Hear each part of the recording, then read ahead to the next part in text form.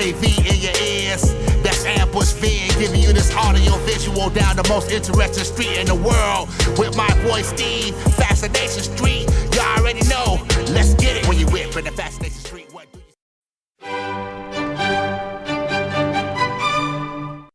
Hey, Streetwalkers. This is a throwback episode with addiction medicine specialist and media personality, Dr. Drew Pinsky. Dr. Drew's first appearance on the show was November 11th, 2018, and it was such a compelling and fun episode, I decided that it needed to be revisited. Enjoy this throwback episode, tell a friend, and thanks for listening.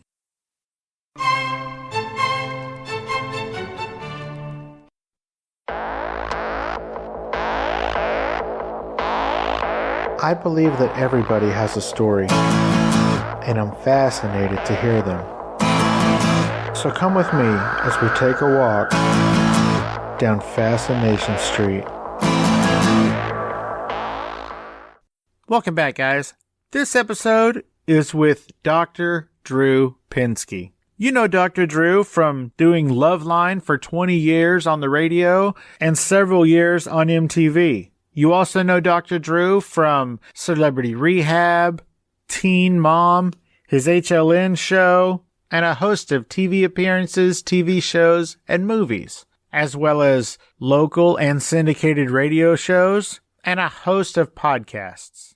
I think Dr. Drew even played the father to Mary-Kate and Ashley Olsen in their hit film, New York Minute. In this episode, we talk about the current homeless problem and Dr. Drew's assertion and prediction that a disease is coming as a result of this homeless problem. We also talk about the state of psychiatric hospitals in America in 2018, as well as prostate cancer, and some of Dr. Drew's podcasts, This Life, Weekly Infusion, The Adam and Drew Show, The Dr. Drew Podcast, Swole Patrol, and his weekly radio show, Midday Live at noon on 790 KABC in LA.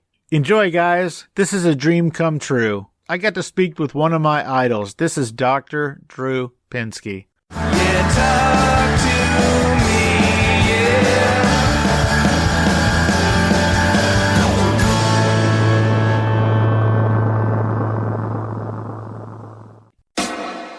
Adam and Drew, back together again. Hey, man. Hey, buddy. Hey, man. Why should people listen to us every single day, Drew? Because they complain that we're not around anymore, and where are you once you guys come back? And lo and behold, we've been back the whole time. They need to listen to us every day. And I think the world needs a nice dose of us. Yes, it's that time. Every day. Yep, every day. Podcast One and it's Apple. Healthy. It's healthy. It'll improve your soul. Thank you. Adam Carolla and Dr. Drew Pinsky, getting it on 5 days a week. The Adam and Drew Show, weekdays on Carolla Digital and Podcast One. Dr. Drew Pinsky, thank you so much. I appreciate you taking the time to chat with me. My pleasure. Let's get started. You are amazing, first of all. You have affected so many people and changed so many lives. There should be statues and stars all over the place for you, and hopefully there will be soon. All right. This is only going to go downhill, but I appreciate that. So, I found conflicting information. So, either the Loveline radio show started in 1983 or 1984. Which was it? It started, I remember being there New Year's Eve 1984. So that's how I can sort of place it. Summer of 1983 is when I got started. And it had probably been around a few months, maybe even 6 months before I got there. Gotcha. So, and it ended in 2016, so that's one hell of a run, sir. Hats off. It was a long time. It's funny on that the reason I can place the New Year's Eve 1984 is I have a memory of that New Year's having fallen on a Sunday or something. And so the Rose Parade was going to be on a Monday, and so that Sunday night, it was just a Sunday night show, we were encumbered with all the Rose Parade traffic. I just remember trying to get in through the Rose Parade traffic on that New Year's Eve. So, there you go. Well, there you go. So, what made you decide to become a doctor? Kind of a long story. Some of it it's definitely deep in my family. My uncle was a psychiatrist. My dad was a family practitioner. and I always I guess I identified to do that. But then when I went away to college, my first semester, I did pre-med, and I did well, but I just felt like I couldn't keep it up. I was too competitive. I wasn't smart enough. This wasn't for me. This was something that everybody else expected me to do, and it wasn't mine. You're not the boss of me, man, all that adolescent BS. And so to spend the next year and a half sort of drifting. And then somewhere toward the end of my sophomore year, I thought, maybe that science stuff is good for me. And just the thought of it, just the thought of going back sort of relieved my anxiety and started feeling good. And every step I made going back felt better and better. But the task of getting the pre-med done now was insurmountable. And I had to get going. Now, the good news was that I just turned 18. So, yes, it relieved my anxiety a lot, but I had a major task on my hands, and it was, insurmountable. But I was right that I was not ready my freshman year. My brain just wasn't developed to the point where I could handle the rigors. And when I did come back to it as a, now 19, 20-year-old, I was pretty good at it. And as I kept going and each step of the way, I just felt better about what I was doing. By the time I got to medical school, I was so excited and so grateful to be in the training. I felt like it was so purposeful. And I was good at it. And by the time I hit residency and, the years after, I really bought into the idea that you're supposed to be available all the time and put patients ahead of everything. And I became a severe workaholic for about 10 years. But during that time, I saw and did everything. I mean, I just saw everything in terms of medical pathology and psychiatric pathology. Now, it's funny that you say that for about 10 years you were a severe workaholic. I feel like you're still one now. Why do you work so hard, and why do you have so many jobs? I love work. I love what I do. I mean, just the way I felt when I got into medical school was so grateful and so purposeful. I mean, look, we in this country we've lost track a little bit of what happiness even is, and making a meaningful life is really what happiness is about. And when you have a certain amount of skill that helps you make a difference and make meaning, it's kind of hard to put it down. And I have and I'm a compulsive guy, and I get a little overdone, and I sort of like the high of working a lot. So it's a little bit, there's some self-serving quality to it, but the other part is just that it's so gratifying. It's very satisfying to do the work, and there's always more to be done. I'm always looking at things and thinking, well, I got to work on this, got to change that. People need to know about this, and I'm grateful that I've still got something to say and a place to say it. Now, Dr. Drew, you are a board-certified physician and addiction medicine specialist. Why did you decide to get into addiction medicine? That was pretty much everything in my career is serendipity. The addiction medicine happened because I was moonlighting in a psychiatric hospital. As I finished training, I ended up taking over their medical services. I became very skilled at the medical management of psychiatric patients. I learned a lot about psychiatry, but a lot of the medical problems were down in the drug unit. And also, detoxing patients at that point was not a clinical discipline. It was nothing I was trained in, but there was a guy running the unit at that time who had made it a very skilled discipline. I wanted to learn it. I got pretty good at it, so I was being asked to detox drug addicts all the time.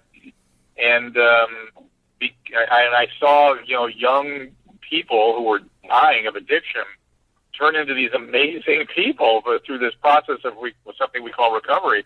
And I had no idea what that was. And at first I thought it was silly or stupid. And then I became fascinated with it because there was nothing else in medicine where you could go from really, really sick to better than you ever knew you could be.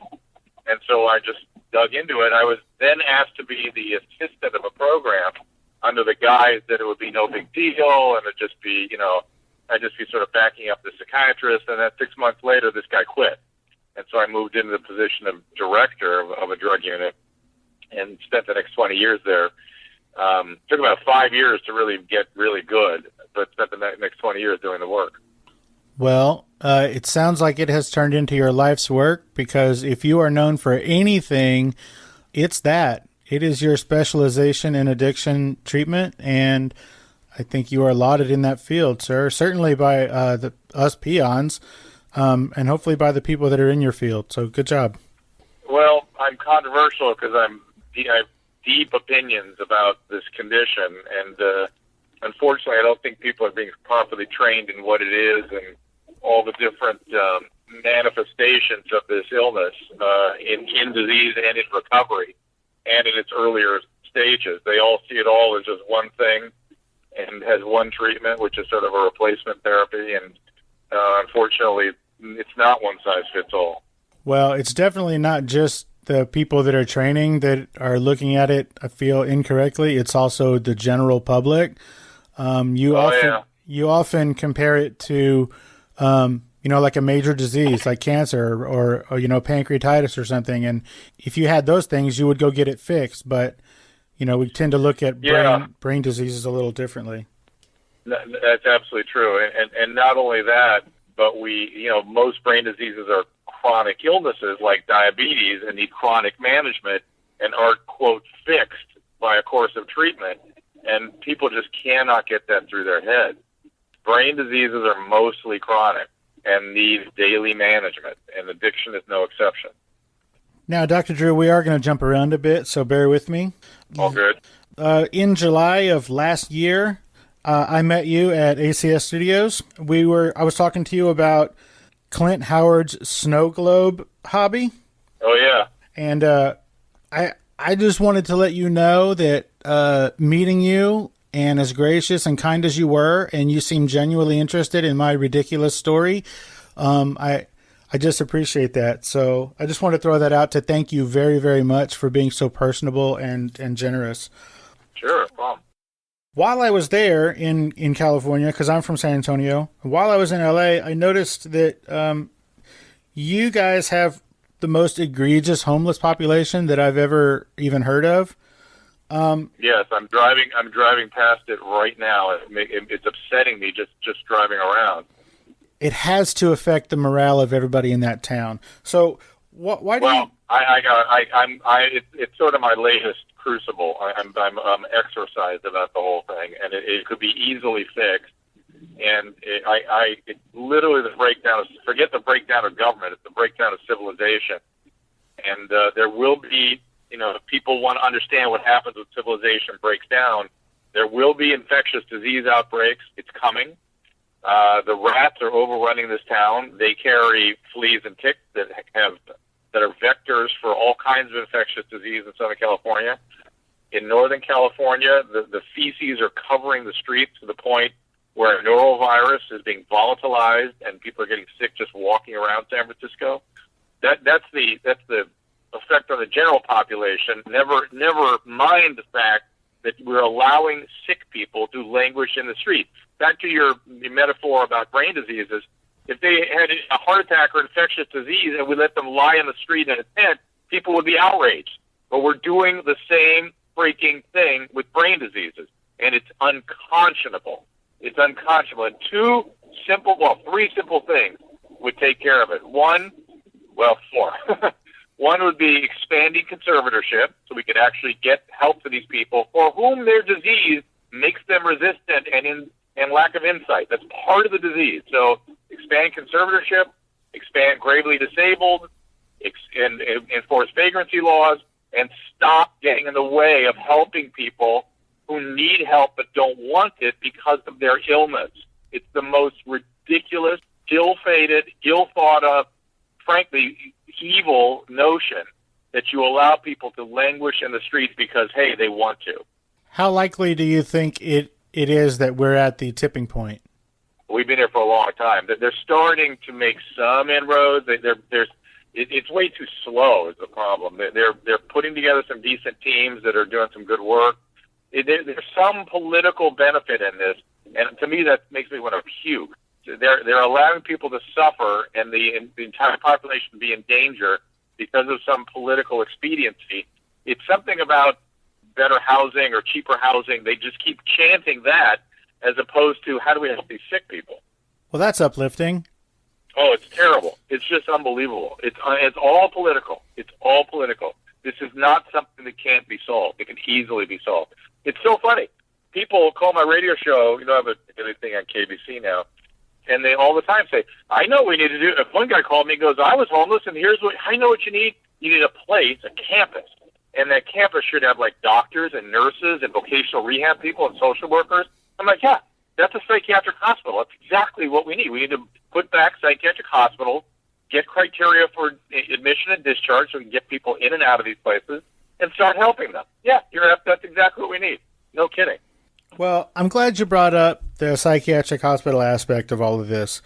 My wife is a master's prepared psychiatric nurse and has been for almost 30 years. And what she does is travel the country, opening psychiatric hospitals in different states and also helping keep the ones that are in trouble from closing.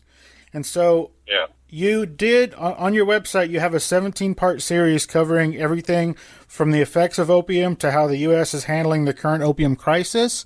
And I was hoping that when that series is done, it might already be done. I'm not sure how many parts are in that series.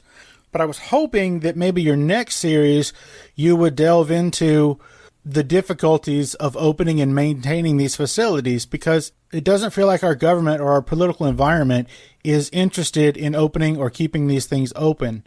Right. They're interested in closing them, frankly. But yes, I'll do at least a few articles. Let's interview your wife for starters. Let's do that. It's a good idea. Well, I think that would be wonderful. She's operated in so many states. She's in Wyoming right now at the state hospital. Well, that's what I was going to say. The state hospitals are what we need in the short run. Then we also need lots of other acute care beds and intensive care beds for psychiatric care. I got out of there, in about 2010, 2011. I used to run a program. My program was in a freestanding psychiatric hospital, so I spent 20 years working every day in a psych hospital. And I get it. I get how it works, and I'm glad I got out because it got egregious very fast. Hey, Streetwalkers, here's a word from our sponsors. Let's get back into it.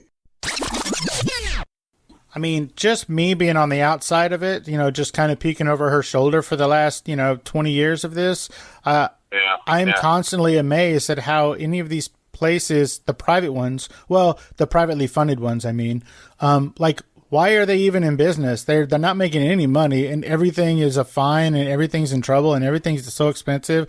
It's just crazy ridiculous. And, I really do feel like they're trying to close all of them. Yeah, I know. I don't know what to say except yes.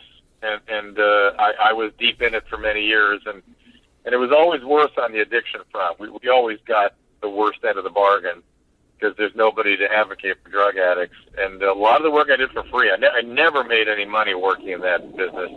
It was always just a labor of love. I loved working with my team, and it was an unusual job for an internist to have. And I got a lot out of it personally. But it was definitely, it's not a business. And that's, by the way, you should, if anybody's looking at getting treatment, the business of addiction treatment is a terrible business. It's very labor intensive. You can't, it's too labor intensive and skill intensive for it to be remunerative. So if you see a place that charges a lot of money and is very opulent and seems to be making a lot of money, that place is not doing good work. The places that are bare bones, that have very dedicated people that just love the work and are very liberal and they give you lots of their time, that's where you want to go. Those are the places that are doing the good work. Nice. Again, as I said, we're going to jump around. Tell me about your thoughts on prostate exams. Who should get them, when, and why? Which exam? A prostate exam. How important is it to get one? 50. Well, first, if you're relative with prostate cancer, like my kids, you got to start at 40 with the PSA and digital rectal exam. After 50, everybody every year. And, this is a disease. This was a sleepy disease that, prostate cancer that we sort of just assume men get, and they all get it, and you either die of it or you don't. We had a very laissez-faire attitude towards this condition.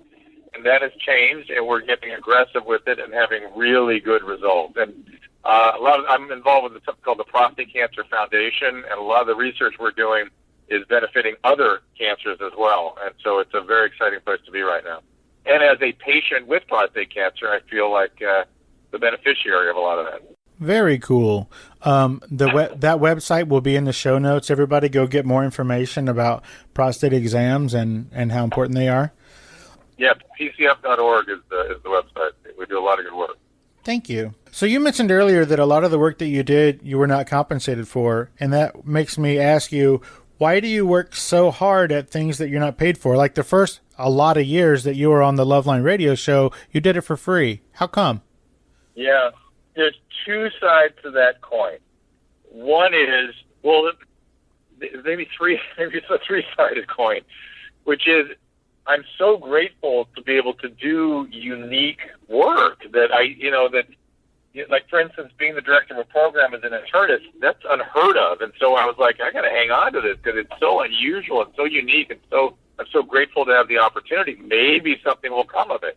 So that's the mercenary side is, well, maybe I'll be able to make some living doing this, or maybe on Loveline, the same thing. Maybe it'll be something that'll turn into something. But I sort of see these things as kind of community service. On one hand, it's something that needs to be done. It just needs to be done. And what an unusual position to be in with the training I have to be able to do this. It just feels like fun to me. I guess it's fun. That's why.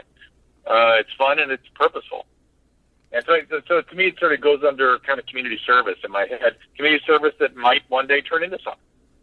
Well, it's definitely purposeful and effective. And, all front, it kind of turned into something. I didn't foresee a celebrity rehab, from doing addiction work all those years, but there it was, that happened. And then the Loveline, I had no idea. I never thought that was going to turn into anything. I thought that was just sort of like some fun hobby I had. And lo and behold, I met my wife there. I had friends there that I still know. It's crazy. Are there any plans to bring it back? Not per se. It's in the vapors a little bit. Adam actually said maybe it's time. He and I got together and did something on a different platform. So we're sort of looking for places or ways, or I don't know what we're looking for, to tell you the truth. There's something that, I don't know, Snapchat, I don't know what it is, where we do something. It's certainly needed. I feel the need out there again. And that when I feel a need, it sort of moves me in that direction. So probably I'll do something like that. Well, good. I think that there's a hole in that space, and I think it needs to be filled. Well, I realized that when I was doing a Teen Mom reunion, and here we have this, audience of several hundred millennials and maybe a little younger, and so I was, talking to the audience, and I was sort of testing it out, sort of what do they need from a Loveline-esque, and I remember saying something about safe sex and condoms, and I could just tell the look on their face was just blank, and I went, condoms? You guys, what percentage of you guys use condoms? 0 hands went up. That's when I knew we got to get back out there. Wow, that is frightening. Stunning. Now, I'm glad you brought up the Teen Mom show. If there was one thing that you wanted everybody to know about the relationship that you have with these girls, what would it be? That I host a show once or twice a year where I meet with them. I'm not their doctor. And people seem to get very confused about that. I am a doctor, and I use some of that skill and knowledge to address some of the things going on with them. And I do give them my phone number and say, look, if you need some help, I can get on the horn and chat with you guys. And a couple of them have used, Tyler and Kate use it all the time. And I'm just sort of like a friend who knows a few things, who's a good advisor to them if they'd like some help. But I'm not their doctor. And people have this grave misconception that somehow when you interview somebody, you should be attacking and setting them straight, which is nothing can be further from the truth. As soon as you take somebody who's got a lot of problems in their life and you start piling on and shaming them, you think that's going to change their behavior? It just puts up all of their defensive shields, and it also ends the conversation. So it's very strange how people, want to punish and come down on these poor girls who are struggling. Their lives are complicated, and they got a lot of stuff going on, and they should feel compassion for them, not aggression against them, enmity. I think that's important what you said, that if you attack somebody, then they're going to put up their defenses. And particularly these girls, somewhere along the way, there was some information that they didn't get. And if the first thing you do is make them put up their defenses, then they're not going to get that information now either when you're trying to give it to them. It is, listen, there's a gigantic difference between learning, knowing information, and changing behavior. These are unrelated phenomena. And changing behavior is very much the case with the idea of teen mom. We couldn't do anything with teen pregnancy. We were giving teenagers all kinds of information, and teen pregnancy didn't go down until we created this TV show. And I knew it would have an impact, positive impact on teen pregnancy. And now there are 2 academic studies that show exactly that if there's high viewership, there's low teen pregnancy, because kids are persuaded when they see the consequences in a narrative setting. Then they're persuaded, but they're not persuaded with information. It does not change behavior. And the same is true for these girls. The girls themselves, look, teen pregnancy is a marker for mental health problems. Teen pregnancy is a symptom. And so then you take people with symptoms of mental health issues, and then you further sort of subdivide the group into a cast of a reality show. You're going to get people with lots of mental health stuff. And that's not mental health conditions are not treated with information. That's not how they're dealt with. I wish that's how they were dealt with. It's important for them to have information, but it doesn't change anything. So you've got to understand this.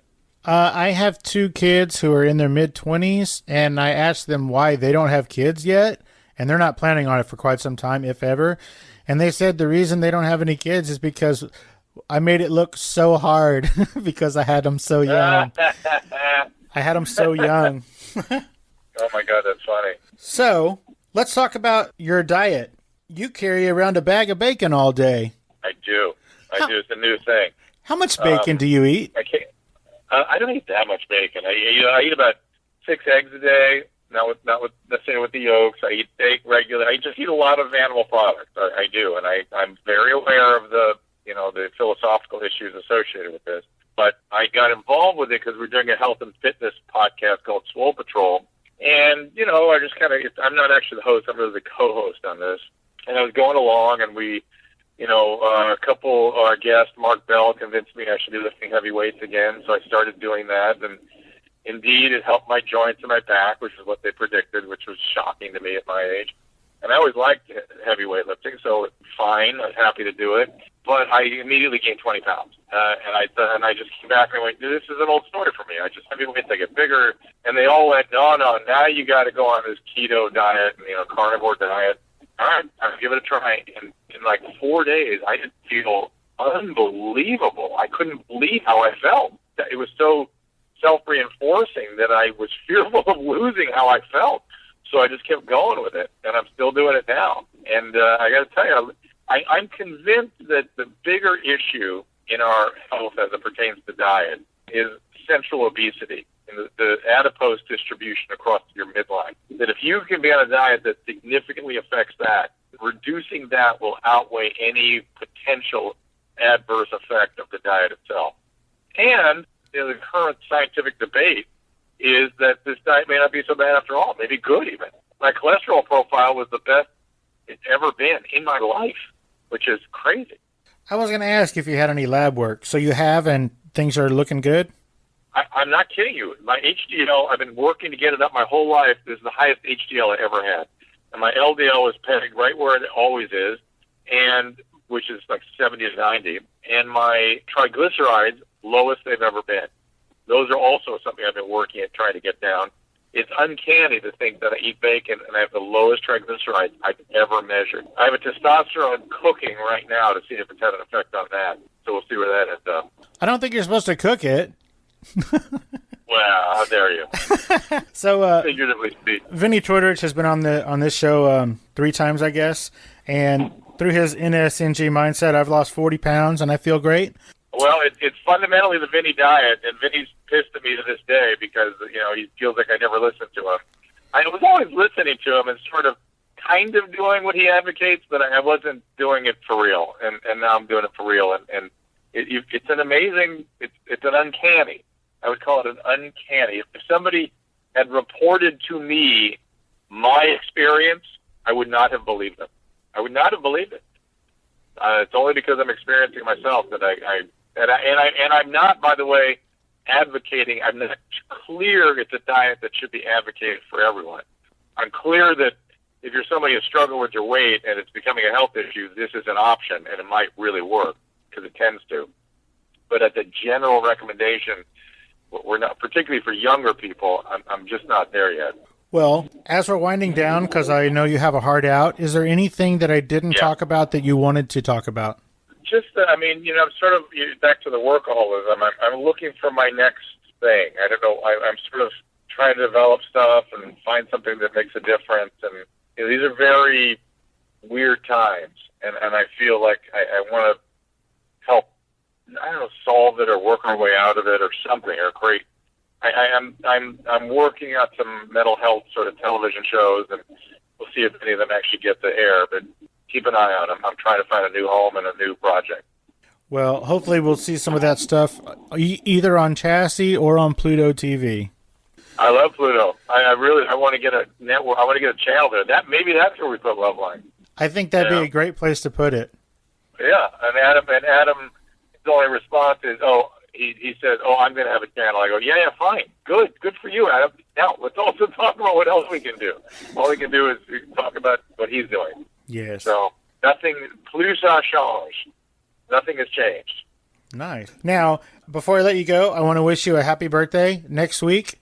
Thank you. I hope that you have a great party, or however that is going to end up. Unclear, but I hope you have fun that day. I hope so too. It sounds uncomfortable, but we'll see how it goes. It'll be up as a podcast. You'll get to participate one day. We'll put it up. Oh, fantastic. Dr. Drew Pinsky, thank you so much for taking the time out of your amazingly busy day to hang out with me and let us get to know you a little bit better. Thank you so much, sir. My pleasure. Good to talk to you. Have a great day, Drew. Bye. Okay, see you soon. Bye. Hey everybody, I'm Dr. Drew, and we've made it simple for you to find all the shows at drdrew.com, the Adam and Dr. Drew podcast, the one I do by myself, the Dr. Drew podcast, This Life, of course, with Bob Forrest. We're going down a rabbit's hole with other people's lives. And Swole Patrol with Mike Cantho at his new health and fitness podcast. It's great. It's fantastic. Check us out at KBC, being Lawrence Savon, 790 Midday Live Talk Radio, Monday to Friday. You can also tune in every day live via the magic of the internet at kbc.com. If you love this show, please subscribe and tell a friend. We appreciate it when you do. We'd love to hear your feedback as well. Send us a message. Join the email list at drdrew.com/contact. You'll also get a weekly email from us on that. Spend Tuesdays with Dr. Drew. Hey, I'd like to suggest you listen to the Dr. Drew podcast. It comes out every Tuesday, and it is my chance to, I love doing it. It's my chance to really dig into people and find out what makes them tick, what's going on. It's a long form where we can get into material and topics that I just can't get into anywhere else. And it's a privilege to be able to spend that time really getting in deep. So please join me on the Dr. Drew podcast. The Dr. Drew podcast, every Tuesday on Corolla Digital and Podcast One. Opening music is the song Magnolia from the 2014 album Intransigence, used with permission from Douglas Miles Clark. Closing music is Apollo from the 2001 album Into the Known by the band Sapphire. Thanks for hanging out with us and getting to know a little bit about our guest. We'll see you next time on Fascination Street.